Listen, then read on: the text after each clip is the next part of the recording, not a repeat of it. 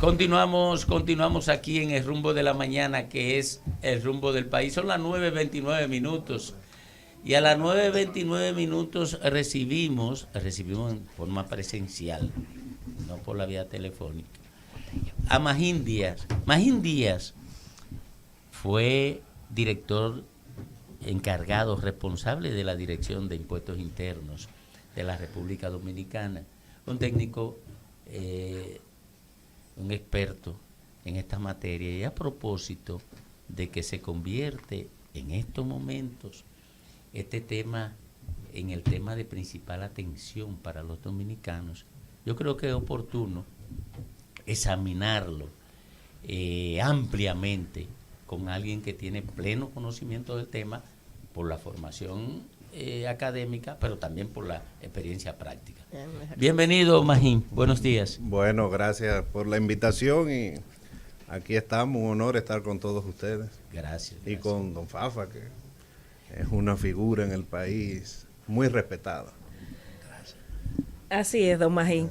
Nos gustaría precisamente, como dice Domingo, usted que tiene experiencia en la materia, una autoridad en el tema, hablemos de reforma fiscal, que sabemos que es necesaria, sabemos que era parte de la Estrategia Nacional de Desarrollo y que en algún momento tenemos que sentarnos a discutirla. Pero el borrador que se ha tirado, así como a ver cómo reaccionamos, ¿cuál es su primera impresión al respecto? Y no había una pregunta más, no, más fácil. La que le quería hacer, que se la voy a guardar al final, es sobre, ¿verdad? Doña Milagros Ortiz Bosch y la DGDI, pero eso ahorita. Ya, claro, también. Mira, esos son documentos de trabajo del gobierno, eso es normal. Y la verdad es que siempre nos pasó cuando hacíamos reformas que en algún momento se filtraban los documentos porque tarde o temprano se involucra mucha gente. Pero sí, yo creo que es un documento de trabajo que se ve bastante minucioso. Y para el que ha trabajado en eso, pues no es sorpresa un documento con ese detalle. No, yo no creo que el gobierno lo haya filtrado como un globo de ensayo, ni mucho menos, simplemente son cosas que pasan, siempre ha pasado eso. Yo recuerdo en el 2012 que el gobierno dio una rueda de prensa un domingo porque salieron algunas informaciones de que se le iba a poner ITEVI a las frituras y eso, una locura. Lo que pasa es que eso se va olvidando. Y el Ministerio de Hacienda siempre hace ese tipo de documentos, haya reforma o no haya reforma, porque siempre es la institución que tiene que planificar cómo manejar la política fiscal. Entonces, para el que está acostumbrado a ver eso, pues no es sorpresa. Obviamente la población y las redes y los medios pues están alborotadas. Ahora, el tema es que aquí hay una crisis de lectura en el país. Absoluta, más allá del 62%. Yo lo digo porque en el presupuesto que se remitió el viernes, 1 de octubre, cumpliendo con la ley, en la carta de remisión hay un párrafo que dice claramente que el gobierno tiene necesidades adicionales de gasto y va a mandar un proyecto de reorganización fiscal durante el mes de octubre. Entonces lo que está diciendo esa carta es, mira, aquí está el presupuesto, estoy cumpliendo con la ley, pero además de esto en octubre yo voy a poner a disposición de la sociedad un proyecto para que sea discutido y enviado al Congreso en octubre. Eso salió el 1 de octubre. Disculpe, pero también era una muestra de el incremento en el gasto concebido en ese presupuesto, indica casi 200 mil millones más que el año anterior. Indica que el gobierno tiene una fuente para recaudar eso. Por eso el gobierno está obligado a plantear el problema de la reforma fiscal. Disculpe, en esa misma línea, y perdón que lo interrumpa. Se me va a olvidar la pregunta. Dele, responde todo.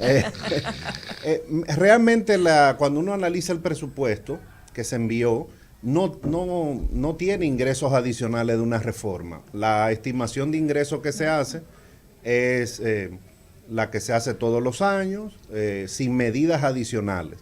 Y eso le da un déficit de 175 mil millones para el próximo año presupuestado un 3% del PIB, pero no contiene medidas de aumento de impuestos. Parece que la idea del gobierno, parece no, lo decía la carta, era yo aparte voy a enviar una reforma, si eso se aprueba, después envío una modificación presupuestaria. Pero en función de en esa línea de lo que usted señala, hay unas declaraciones que fueron reseñadas hoy en Diario Libre sobre la participación de Rijo Presbot en un programa o una entrevista. Él dijo que el presupuesto de 2022 no contemplaba la reforma. Entonces, en ese sentido, si no la contempla, el gobierno podría manejarse con el presupuesto si fuera aprobado así, o necesariamente tendría que tener un complementario con o sin reforma. Bueno, el presupuesto que se envió es muy similar a los presupuestos en cuanto a déficit de los presupuestos antes de la pandemia. Se puede manejar sin reforma. Y no hay... El gobierno habla de una reforma no porque aquí va a haber una crisis el año que viene, es porque tiene limitaciones de recursos. El gobierno quiere hacer más cosas, quiere gastar más en salud, quiere gastar más en vivienda, quiere aumentar los subsidios, quiere gastar más en inversión y también necesita generar algo de ahorro para bajar la deuda. Pero si no se aprueba la reforma, ya el gobierno envió su presupuesto. Si después hay una reforma que aumenta los ingresos, se manda una modificación presupuestaria. Ingeniero Magín, cuando usted ocupaba la Dirección General de Impuestos Internos, llegó a emitir un concepto que es muy... satisface muchos oídos y decía que paguen más los que más tienen. La pregunta es, ¿cómo lograr eso que no se ha logrado? Ni siquiera usted, que mantuvo una dinámica de cobros a sectores poco tradicionales, ni siquiera usted logró que se produjera esa... Bueno, siempre va a haber quejas. En el año 2012 la reforma que se hizo fue bastante progresiva, pero tampoco la gente la aceptó bien, o sea, porque no hay forma de tú recaudar cobrándole a las 10,000 personas más ricas de un país. Vamos a suponer que los más ricos sean 100,000. No hay forma de tú... No, hay que hacerlo, hay que ponerle tasa progresiva. Eso es lo que significa que mientras más tú ganas, tú vas pagando un poco más. Pero los países que recaudan mucho, pues tienen que recaudar de la mayor parte de la población. Claro, en base, como dice aquí la Constitución, a tu capacidad contributiva, que sea razonable. A tu capacidad depende de los ingresos que tú tengas, bueno, tú pagas. Obviamente aquí hay mucha pobreza, pero pobreza eso más o menos se va resolviendo, hay mucha desigualdad y eso sí es complicado. Entonces la gente entiende, bueno, que ya no quiere más impuestos, entonces hay que salir a explicar eso es lo que le toca al gobierno, que yo creo que es lo que le ha faltado este año, que a veces ha hablado de reforma, pero bueno, ¿por qué queremos la reforma? ¿Cómo vamos a lograr esa recaudación? ¿Para qué la vamos a usar? Falta esa parte. Y sobre todo cuando hay muchos gastos en cosas no necesarias y cuando tú sientes que no necesariamente se te devuelven servicios. O sea, si tú no tienes luz y tienes que estar comprando inversores, si no tienes agua y hay que comprar tinaco, eso también a veces es complejo. Sí, la segunda parte tú tienes razón. Hay un déficit histórico de servicio. El servicio eléctrico no es tan bueno, la educación no es tan buena, entonces tú tienes que... El que puede manda a sus hijos a un colegio privado. Si tú puedes ir a una clínica privada, tú vas. Obviamente, el tema de si se está gastando bien o no, ya a veces hasta político. Ahora el PRM dice que sí está gastando bien y que es calidad. Si el año que viene, hace 2 años, el PLD decía que sí, que la calidad eran ellos. Entonces, ahí ya eso son consideraciones más subjetivas. Yo creo que es bueno ir a las cosas que uno pueda medir o cosas de sentido común. O sea, aquí hay barrios que tienen problemas de agua, eso es sentido común, eso se puede medir. Entonces, claramente, hay una gran parte de la población, el que puede, que tiene que pagar servicios de manera privada que el gobierno no provee y tal vez sí debería proveer con más calidad. ¿Es razonable para la economía nacional el nivel de presión tributaria que opera aquí? Ahí. Mira, Ya, Es duro. duro. Ya respondió. Ya respondió. Mira, ¿qué es lo Ingeniero. que pasa? La presión, es que tal vez al gobierno que le toque defender esto. No, porque tiene muchos No, años. pero lo digo por- Realmente, mira, la presión tributaria aquí es baja, eso no hay duda, bajo cualquier métrica. Lo que pasa es que está muy mal repartida. Hay personas o sectores que pagan cero y hay otros que pagan 30% o 40%. Entonces, ahora cuando tú juntas todo lo que recauda el Estado, por ejemplo, cuando aquí vienen los consultores internacionales, expertos en la materia, no entienden el monto de la recaudación porque dicen, mira, un país que ha crecido tanto, un país que tiene tantos tales indicadores de desarrollo, que el sector bancario se ha desarrollado tanto, el sector industrial, la zona franca, tiene exportaciones, entonces debería recaudar más. Yo creo que eso es así, pero está muy mal repartida. Por eso es que se hablaba siempre de, bueno, vamos a hacer un pacto para ponernos de acuerdo y ver cómo recaudar un poco más y repartir mejor esto. Magín, en esa línea, me parece que son 288 mil millones en exenciones para este 2022, que se originan a través de 29 leyes o normativas diferenciadas. Si fuéramos a una reforma o a un pacto, y me gustaría que le explique al público la diferencia conceptual y política que subyace en eso, pero si fuéramos a ese escenario, ¿cómo abordar esto? Porque cada subsector beneficiado con una de esas 29 exenciones va a defender con uña y garra sus privilegios, si cabe la palabra, pero al final de cuentas, si no se reduce eso, pues ¿cómo lo hacemos? Seguimos igual. Mira, dentro de ese monto que tú dijiste, que se publica cada año en el presupuesto, una estimación de lo que se deja de recaudar, eso es lo que se llama gasto tributario, un poco más de la mitad es ITEVIS. Entonces ahí está el ITEVIS que no se pone aquí en el país a la educación, a la salud, a la canasta básica, a la electricidad, a las medicinas, eso está exento. Los combustibles no tienen ITEVIS porque tienen selectivos. Entonces, la discusión de eso es compleja, es una discusión política porque la exención que se da en ITEVIS es una decisión no técnicamente, técnica, es una decisión de política económica. Vamos a exonerar, por ejemplo, la canasta básica para que los pobres no tengan que pagar. Lo que dice la teoría es que el ITEVIS funciona bien si tú se lo pones a todos los bienes. ¿Quién lo tiene así? Chile, El Salvador. Entonces ahí tú cierras también brechas de evasión.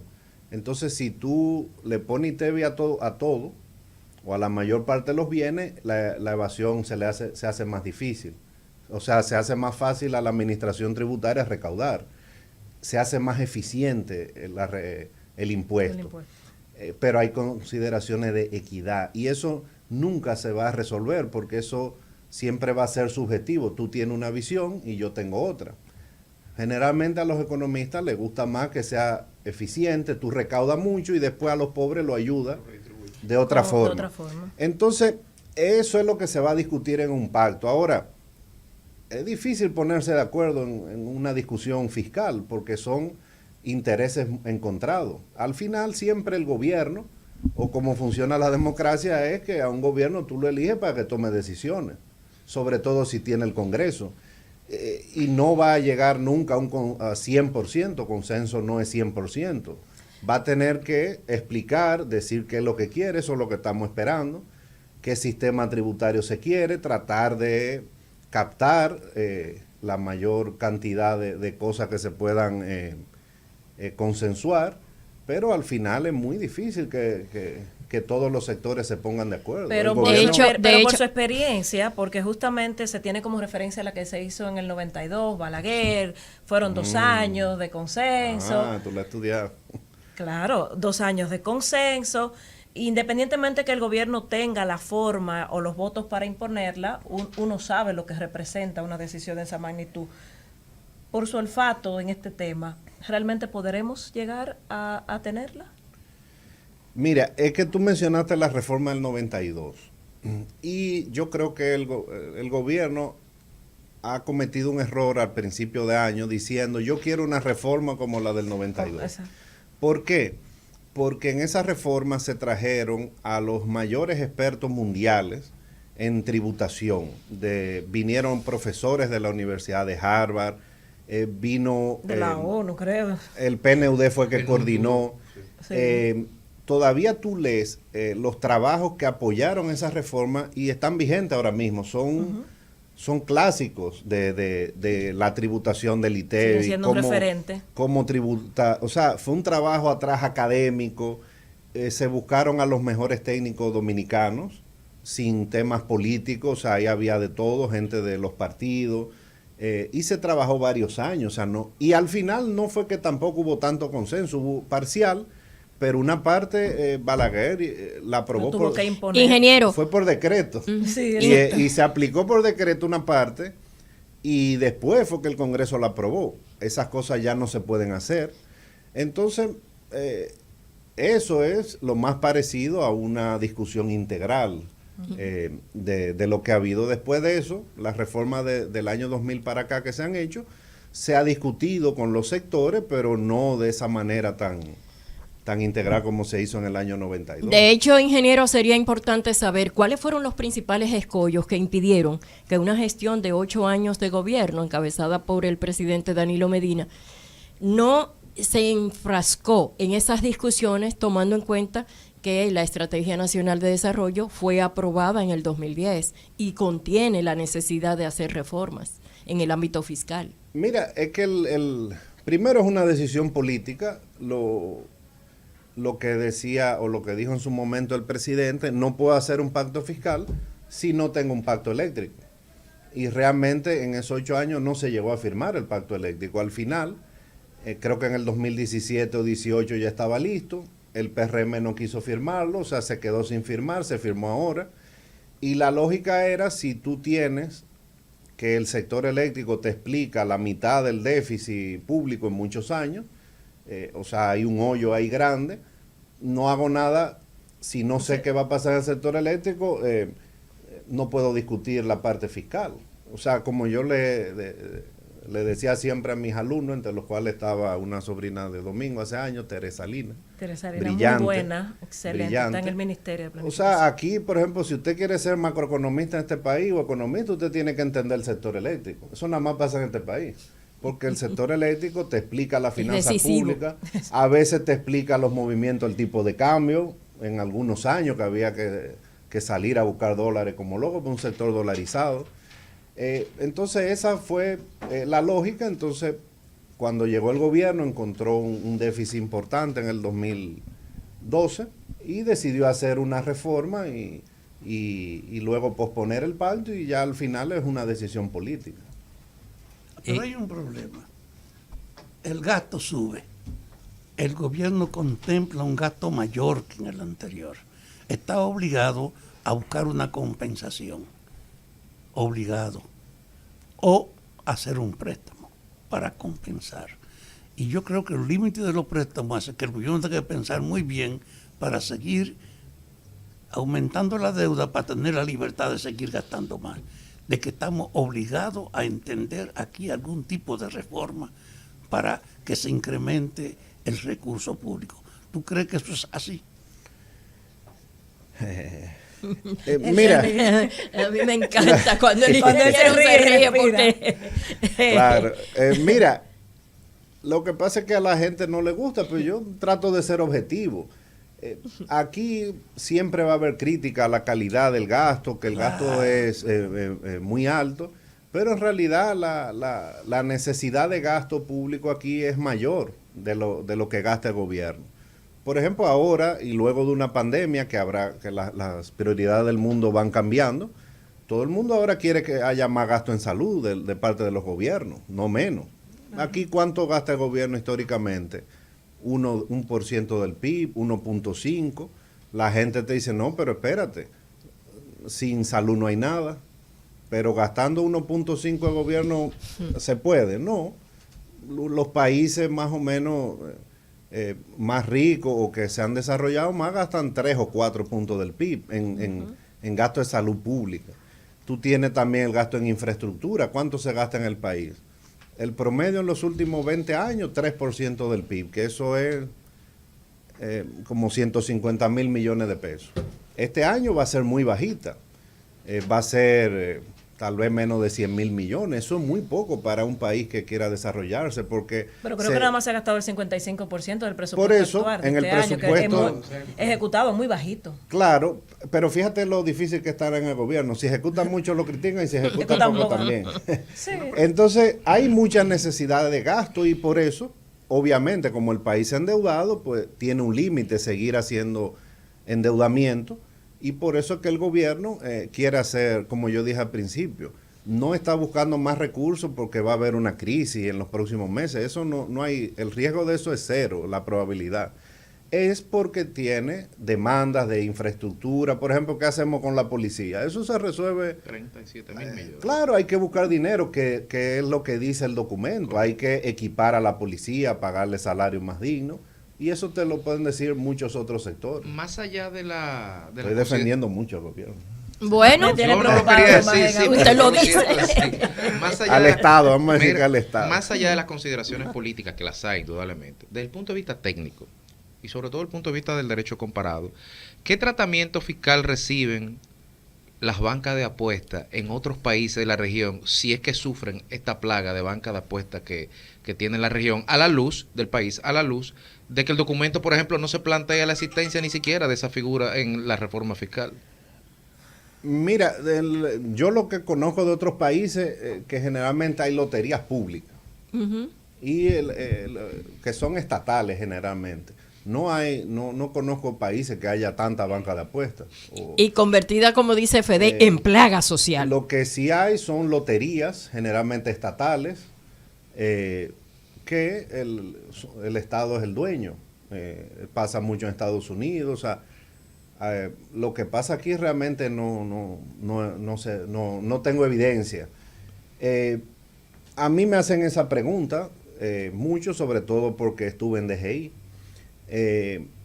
Entonces, ahora, en DGI, en esos 4 años, tú tienes un tema de evasión de los principales impuestos.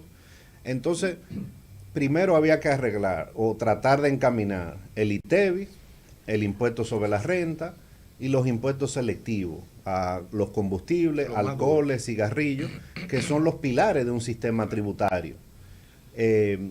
Y yo creo que ahí se avanzó, pero la verdad es que presentar una reforma y ya no hacer un plan integral con las bancas de apuestas, pues la población misma lo está pidiendo, la población no va a aceptar eso. Hay formas indirectas también, por ejemplo, y eso a partir en los últimos años se hizo, las bancas de apuestas son de personas, ¿verdad? Entonces tú le puedes cobrar impuestos sobre la renta a esas personas. Y eso se empezó a hacer, lo que pasa es que la DGI no publica eso. Entonces, una parte de la estrategia era, bueno, vamos a cobrar impuestos sobre la renta a los dueños de esos negocios, que probablemente no pagaban. Entonces hay formas de hacerlo, pero la población está demandando, una parte de la población está demandando más impuestos, porque hay otra parte que va a ir a hacer protesta y la ha hecho en el pasado porque entienden que es un sector que emplea mucho. Antes hacían piquetes, a Juan Hernández le hicieron varios piquetes. Cuando la recaudación de las bancas pasó a DGI, eso fueron semanas, todos esos empleados. Y entonces, yo creo que la idea del pacto es que definamos qué es lo que queremos, qué Estado queremos del lado del gasto y qué sistema tributario queremos. O sea, queremos tener más banca de apuestas que escuela. Bueno, entonces, si esa es la sociedad que queremos, tenemos un problema. Imagínate. Vamos a hacer un examen de la tributación por sectores. No, nada. Sí, porque nada ahorita en los 180 él me respondió de 140 solamente del ITEVI. Los El otros otro sectores no me lo 40. dije. No, No habla de Confotur, Sí. de Zona Franca, de nada.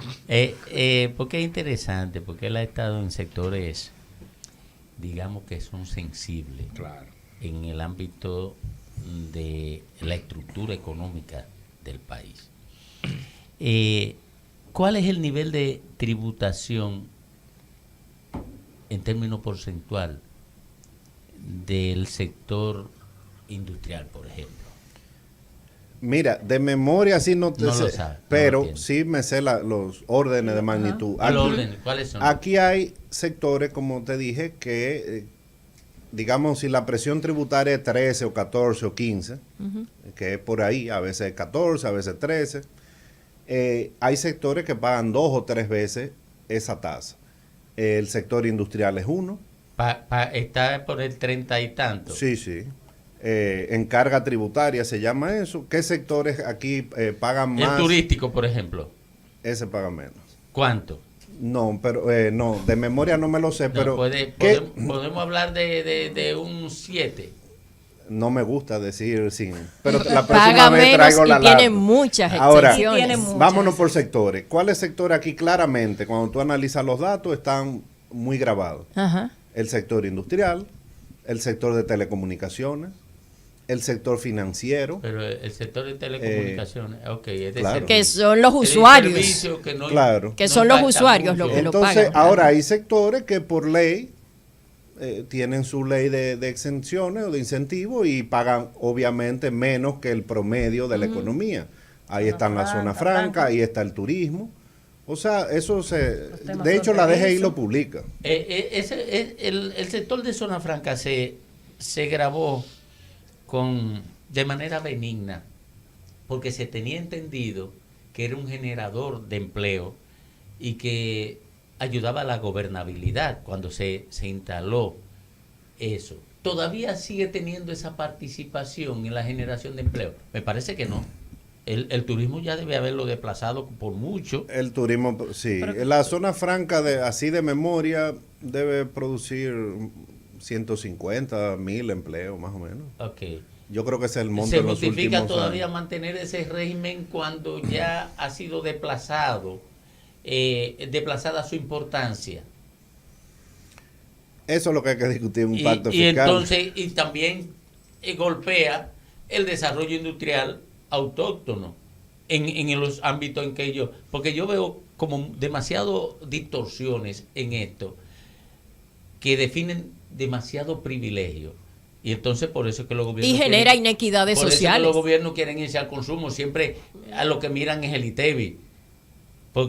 Pero entonces Mira, el ITEBI golpea demasiado a los de menos ingresos. Por ejemplo, en esta propuesta, el 65% de la recaudación es impuesto al consumo. Exacto. Y eso es, también tú entiendes ahí la reacción, eso habría ¿Qué que porcentaje balancearlo más. suntuario, por Por- ejemplo? No, El mínimo. en este documento, Sí, es decir, vamos a llamarle la no propuesta. Apócrifo. La no propuesta. La la no propuesta, que yo le he llamado, no, el 50% es ITEBI.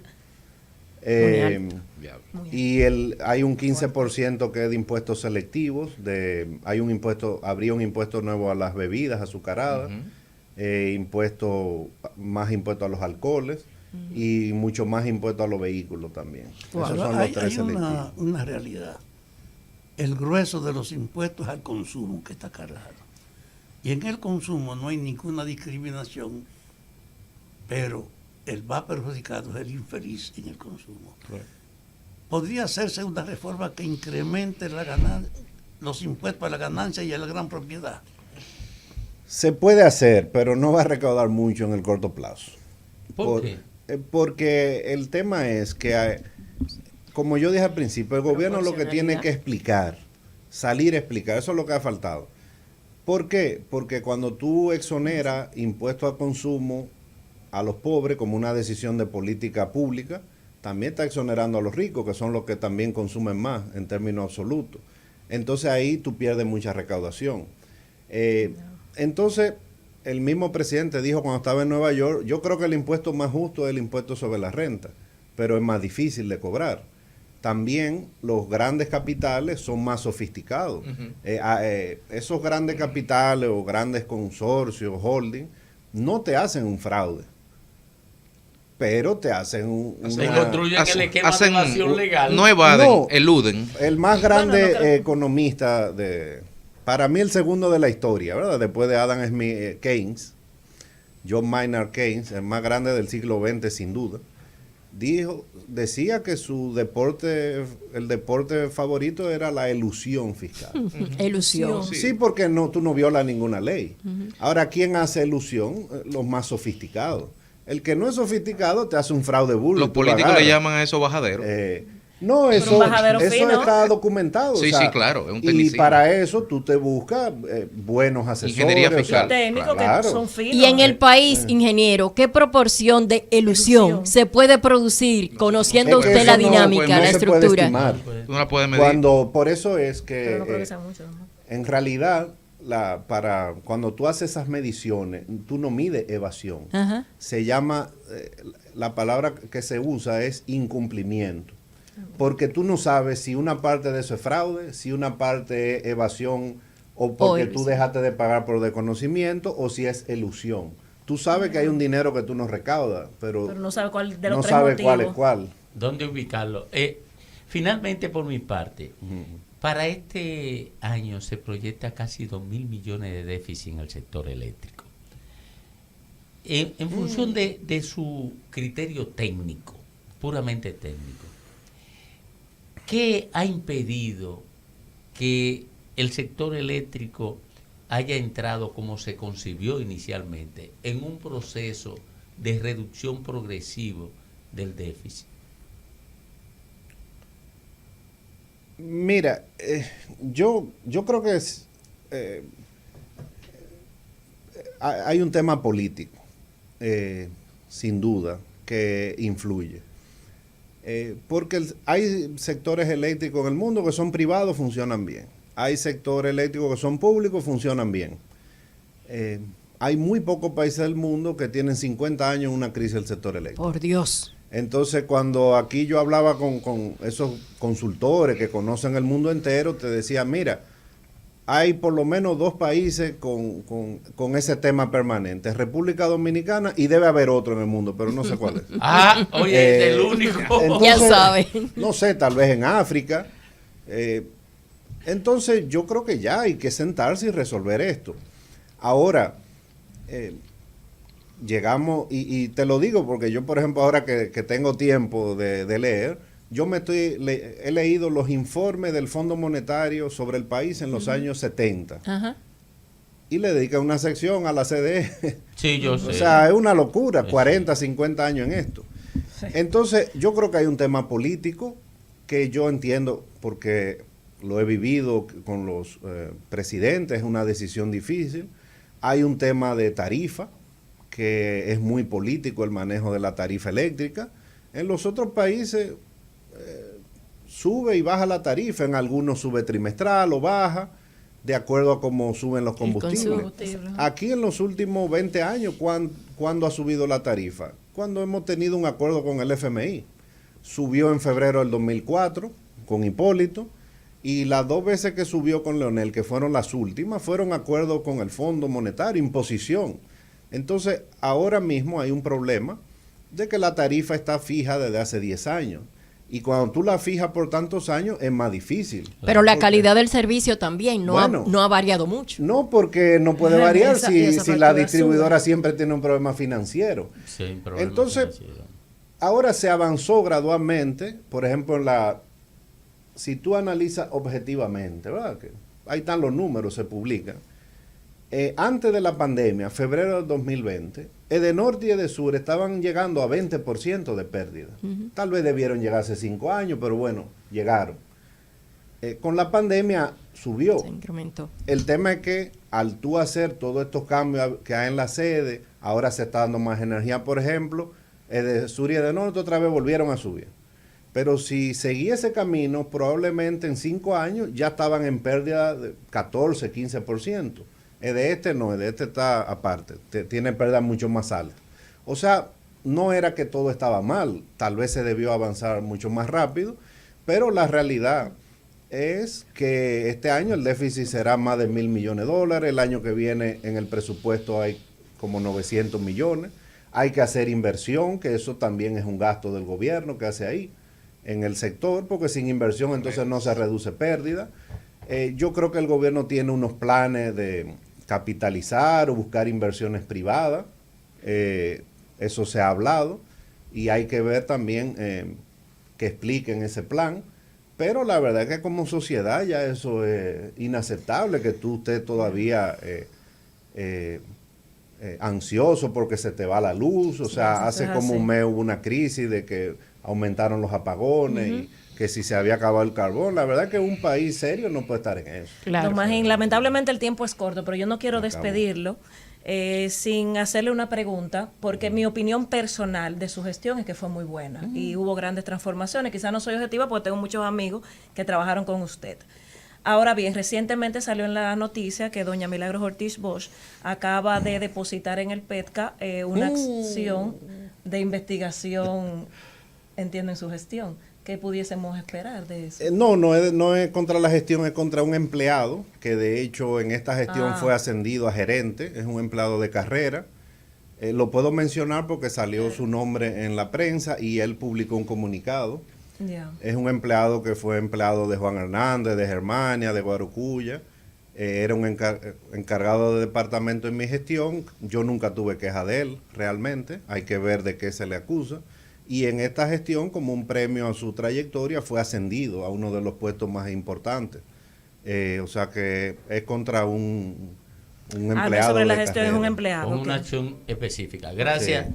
Gracias, Magín. Muchísimas gracias por este conversatorio básicamente orientador. Muy orientador. Y reflexivo. Ya estaremos conversando de nuevo, ¿Cómo no? porque parece que esto pica, se tiende. Y va para largo. Que hay mucha especulación y poco fundamento. O sea, tu presencia aquí tiene la fortaleza de que es para un hombre con una experiencia que han manejado. O sea, especulación contra el PRM. Si fuera contra otro, no fuera especulación, ¿verdad? Si fuera otro, no fuera especulación. Le salió lo partido. Gracias, Magín. Cómo no, Muchísimas estamos a la gracias. orden. Agradecido, ¿eh? ¿Cómo no? Gracias, infinito.